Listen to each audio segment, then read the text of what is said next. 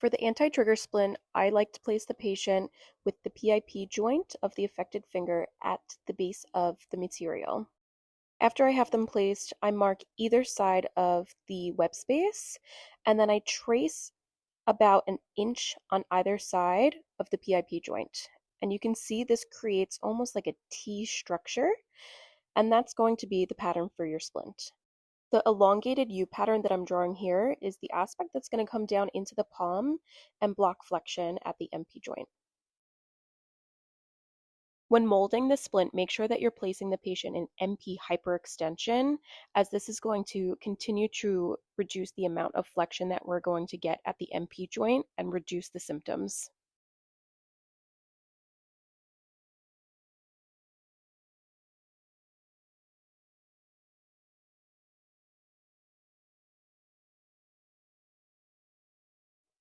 Always test the splint out and make sure that the patient is not getting any triggering symptoms before you send them home for the day.